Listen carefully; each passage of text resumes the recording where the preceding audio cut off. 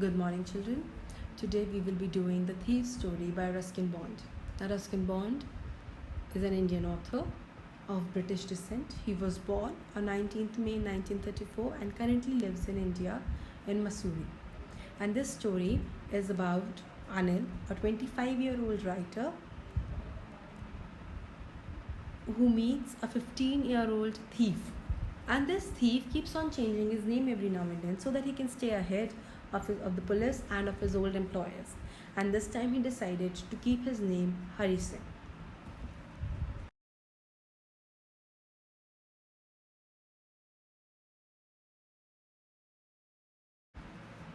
I was still a thief when I met Anil, and though only 15, I was an experienced and fairly successful hand.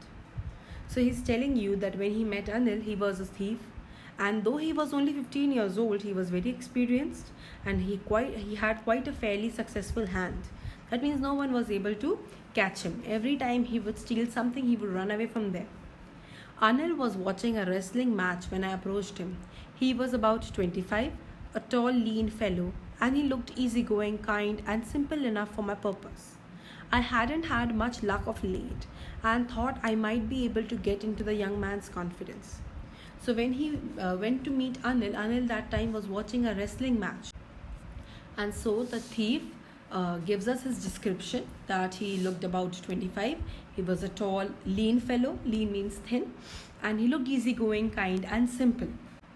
So he knew that it would be quite easy to earn his trust, right? So he goes up to him and he tells him that you look a bit of a wrestler yourself. I said, a little flattery helps in making friends. So he knew how to make up friends with other people. So he went and told him that you also look like a wrestler.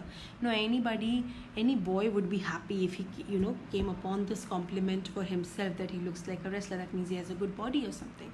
So do you, he replied, which put me off a moment because at that time I was rather thin. So Anil tells him that even you do look like a wrestler. That put him off for a moment because that time he was a little thin. Well, I said modestly, I do wrestle a bit. What's your name? Hari Singh, I lied. I took a new name every month. That kept me ahead of the police and my former employers. So I told you all, he asked him his name. He said Hari Singh, and that's what the lie was. His name was not actually Hari Singh, and he tells us that he kept on changing his name because he wanted to keep ahead of the police and of his former employers.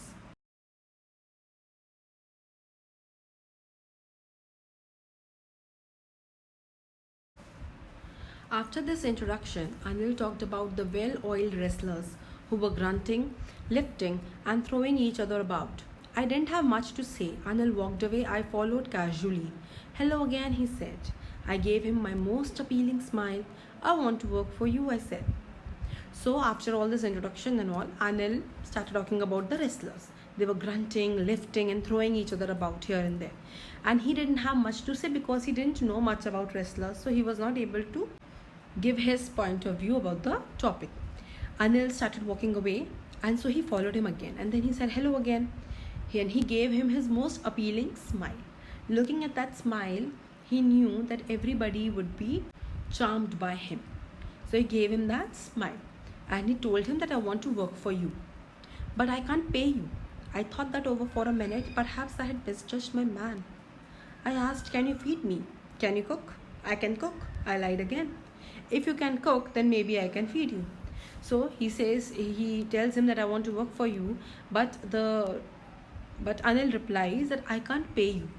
And then he thinks about it for a minute, and then he thinks that maybe I misjudged my man. Maybe he did not know that he doesn't have money. So he then asked him, can you feed me? He said, can you cook? He says, I can cook.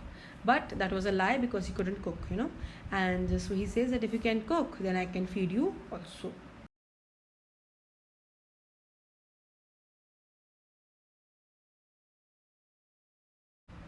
So children, in this way, Anil now has employed a thief for himself.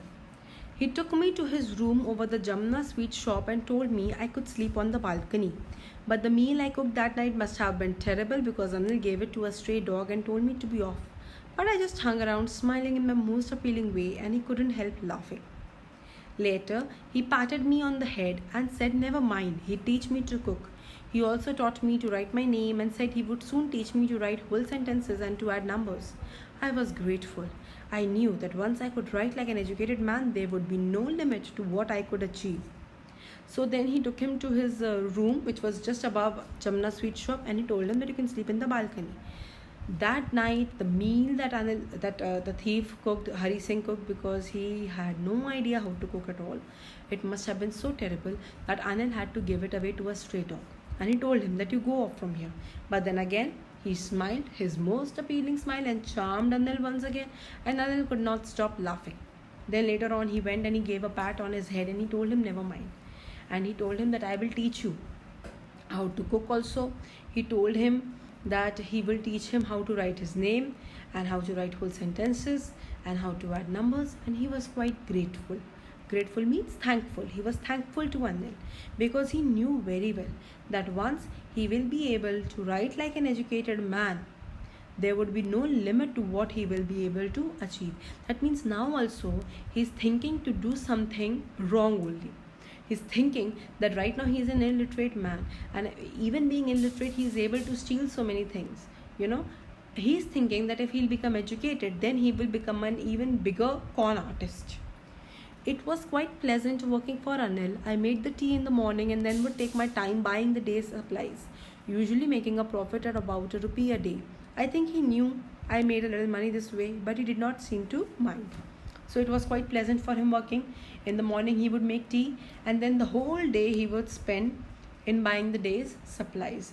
Like every day, whatever items they would require, like vegetables and fruits and all, he would go and buy. And in a day he would make a profit of ₹1. Okay, now how do you make a profit of ₹1? Like if suppose there were potatoes, or there were tomatoes, or there were ginger, whatever he was buying, and if the person told him it is ₹15 a kg, he would come home and he would tell him that it was 15.5 rupees. Okay, and if something was ₹20, he would come home and tell it was ₹21. So in this way he made a profit out of it. Okay, and he knew that Anil knew that he was making a profit, but Anil did not seem to mind and did not say anything about it.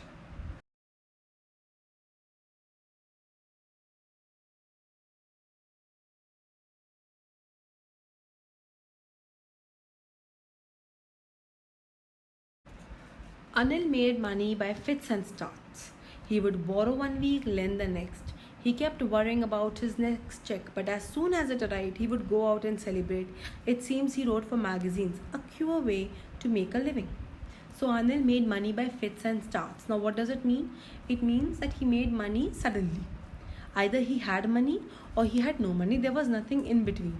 1 week he would be borrowing money from somebody, the next week he would be lending money to somebody. So there was no short way of earning income.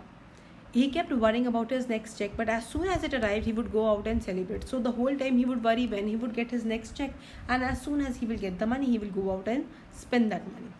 It seems he wrote for magazines. So we come to know that Anil was a writer and he used to write for magazines, and our thief thinks that it was a very pure way of making a living. Pure means strange. Can you imagine a thief thinking that this is a strange way of making money, right? One evening he came home with a small bundle of notes saying he had just sold a book to a publisher. At night I saw him tuck the money under the mattress. So he came home one evening and he had some notes with him, and he told the thief that he had just made some money by selling a book to a publisher. And at night he saw him that he kept the money under his mattress where he would sleep. I had been working for Anil for almost a month, and apart from cheating on the shopping, had not done anything in my line of work. I had every opportunity for doing so. Anil had given me a key to the door, and I could come and go as I pleased. He was the most trusting person I had ever met. So for a month he had been working now, and in this whole month he had done nothing. He had done no stealing, no nothing. The only thing that he had done was like making a little profit that of the grocery that he would make up. Anil had also given him a key. He would come in, he would go out whenever he felt like, and he says that he was the most trusting person that he had ever met. And that is why it was so difficult to rob him. It's easy to rob a greedy man because he can afford to be robbed, but it's difficult to rob a careless man. Sometimes he doesn't even notice he's been robbed, and that takes all the pleasure out of the work. When it's time I did some real work, I told myself I'm out of practice, and if I don't take the money, he'll only waste it on his friends. After all, he doesn't even pay me. So he says, and that is why it is difficult to rob him, because he was so trusting. And he says that it is very easy to rob a greedy man, because then that greedy man can afford to be robbed. He has a lot of money. But a man like Anil, somebody who's so careless, it is difficult to rob him. Why? Because he won't even notice that he has been robbed. He won't even notice that the money is not there, the money is gone. And that will take the pleasure out of this work. Can you imagine? He is stealing for pleasure. He steals for pleasure. So this time he thought that it is now time that I do some real work, because he was out of practice. And he says that if I don't take this money, then Anil will go and spend it on his friends. So it is better that I only take it. And he says that he doesn't even pay him. So why to leave that money with him? So he decides that he will take the money from.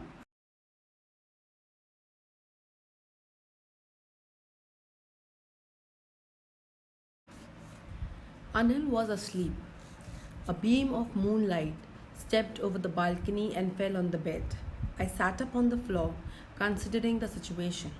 If I took the money, I could catch the 10:30 express to Lucknow. Slipping out of the blanket, I crept up to the bed. Anil was sleeping peacefully. His face was clear and unlined. Even I had more marks on my face, though mine were mostly scars. So he was now planning how to steal money from Anil. He saw that he was asleep, and there was a beam of moonlight that fell on the bed also. He sat up on the floor where he was sleeping, and then he considered the situation. Okay, he was planning what he has to do. He was thinking if he takes the money right now, then he will be able to catch 10:30 express to Lucknow, and he'll run away to Lucknow. He crept to the bed, and there he saw that Anil was sleeping very peacefully. His face was clear, and there was not a single line on his face. And he says that I had more marks on my face, though he was 15 and Anil was 25, but he had more marks on his face, though his were mostly scars. My hand slid under the mattress, searching for the notes. When I found them, I drew them out without a sound. Anil sighed in his sleep and turned on his side towards me. I was startled and quickly crawled out of the room. So very smoothly, his hand went under the mattress, and he was looking for the notes there.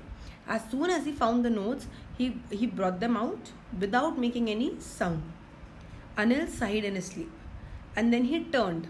And which side did he turn? Towards the thief, towards Hari. And as he turned towards Hari, he was shocked. He got shocked. He was startled, and quickly he went out of the room. When I was on the road, I began to run.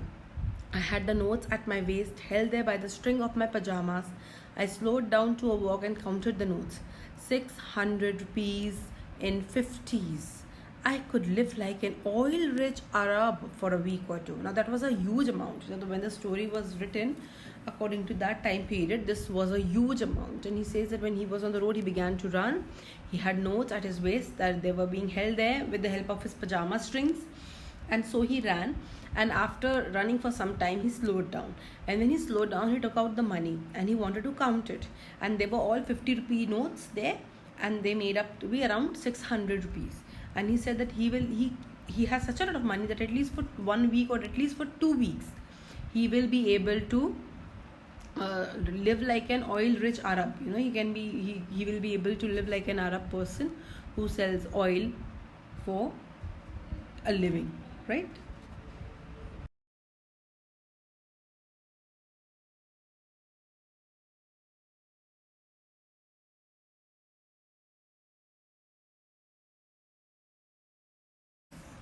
When I reached the station, I did not stop at the ticket office. I had never bought a ticket in my life, but dashed straight to the platform. The Lucknow Express was just moving out. The train had still to pick up speed, and I should have been able to jump into one of the carriages. But I hesitated. For some reason I can't explain, and I lost the chance to get away. So now he went to the station, and he went straight to the platform, because he had never bought a ticket in his life. He has always traveled for free. And the Lucknow Express was just moving out, and the train was about to pick up speed, and he knew that in that train only he'll be able to jump in one of the carriages. But He did not jump, he hesitated, and he cannot explain the reasons why he hesitated. He lost his chance. When the train had gone, I found myself standing alone on the deserted platform. I had no idea where to spend the night. I had no friends, believing that friends were more trouble than help. And I did not want to make anyone curious by staying at one of the small hotels near the station. The only person I knew really well was the man I had robbed. Leaving the station, I walked slowly through the bazaar. So, children, he was left there all alone on the platform. Deserted means empty. Now, since the train had moved away, the platform became empty and there was nobody. And he had no idea where to go, where to spend the night because he had no friends. He always believed that friends will bring him trouble, so he never made any friends. And then he does not want to raise any suspicion also by staying in any small hotel near the railway station also. And the only person that he knew well was the person that he had just robbed. So he was in a dilemma where to go. While leaving the station, he went through the bazaar and very slowly he was walking. In my short career as a thief, see, he's calling this as a career. In a short career as a thief, I had made a study of men's faces when they had lost their goods. The greedy man showed fear, the rich man showed anger, the poor man showed acceptance. But I knew that Anil's face, when he discovered the theft, would only show a touch of sadness. Not for the loss of money, but for the loss of trust. So he says that I have been a thief for a very short time only just now, but he had made up a study of the faces of different people, and he knows how each and every one will react. A greedy man will show fear, a rich man will be angry, a poor man will accept it as his fate, right? That okay, this was in my destiny and this had to happen. But he knew somewhere that Anil's face will show sadness, and not because he lost money. His face will show sadness because he lost his trust, because he trusted somebody. He put his trust in somebody, and that somebody broke his trust, and that sadness will be shown on his face.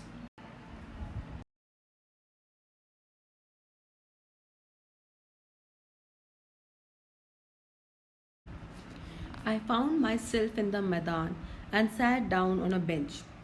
The night was chilly, it was early November, and a light drizzle added to my discomfort. Soon it was raining quite heavily. My shirt and pajamas stuck to my skin, and a cold wind blew the rain across my face. So, where did he go? He went till the Maidan, and there he sat down on a bench. It was chilly, it was a little cold because it was early November, but it started to drizzle, a light shower, and then it started raining heavily.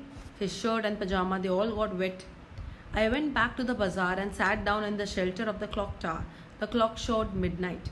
I felt for the notes. They were damp from the rain. So he went again back to the bazaar, and there he sat down at the shelter of the clock tower. There again he looked for the notes, and he found that the notes were damp. Damp means wet because of the rain, they got wet. Anil's money. In the morning, he would have probably have given me 2 or 3 rupees to go to the cinema. But now I had it all. I couldn't cook his meals, run to the bazaar, or learn to write whole sentences anymore. I had forgotten about them in the excitement of the theft. Whole sentences I knew could one day bring me more than a few hundred rupees.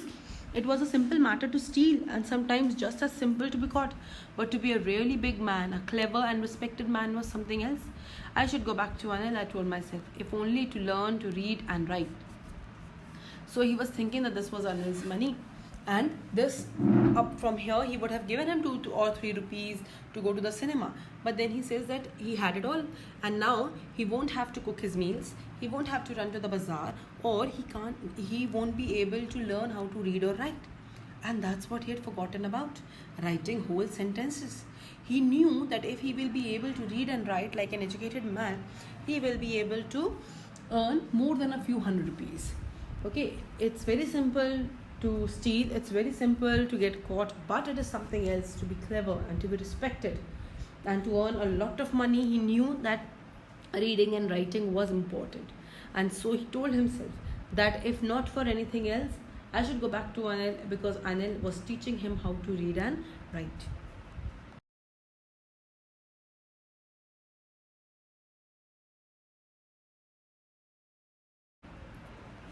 I hurried back to the room feeling very nervous. For it is much easier to steal something than to return it undetected. I opened the door quietly, then stood in the doorway in clouded moonlight. Anil was still asleep. I crept to the head of the bed and my hand came up with the notes. I felt his breath on my hand. I remained still for a minute. Then my hand found the edge of the mattress and slipped under it with the notes. So quickly he went back to the room. He was nervous because stealing is one thing and putting back the same thing, the thing that you have stolen is another thing. Okay, because while stealing you might not get caught, but while returning it, it is possible to get caught. And he opened the door very quietly.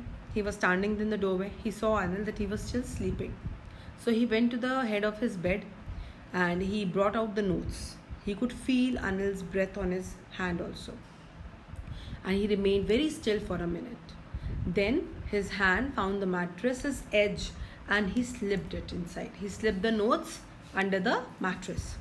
I woke late next morning to find that Anil had already made the tea. He stretched out his hand towards me. There was a 50-rupee note between his fingers. My heart sank. I thought I had been discovered. So the next morning when he woke up, it was quite late. Anil had already made up tea and he found that Anil was stretching his hand towards him. What was there in his hands? A 50-rupee note. And he thought that he has been caught. I made some money yesterday, he explained. Now you'll be paid regularly. My spirits rose. But when I took the note, I saw it was still wet from the night's rain. So he says that I made some money yesterday and from now on I will pay you every month. Regularly you'll be paid. He became very happy. But as soon as he took the note, he felt that the note was wet from the rain. That means Anil knew that he tried to steal. And Anil also understood that even after stealing the money, this boy came back. So he says, today we'll start writing sentences. He knew. But neither his lips nor his eyes showed anything. I smiled at Anil in my most appealing way and the smile came by itself without any effort. So he told him that today we will start writing sentences and he understood that Anil knew that he tried to steal the money, but Anil never showed it, neither through his eyes nor through his lips. And he smiled at Anil in his most appealing way. As we have seen earlier also, he used to give that charming smile of his just to charm the other person. But this time, this smile came from his heart and came by itself without making any effort.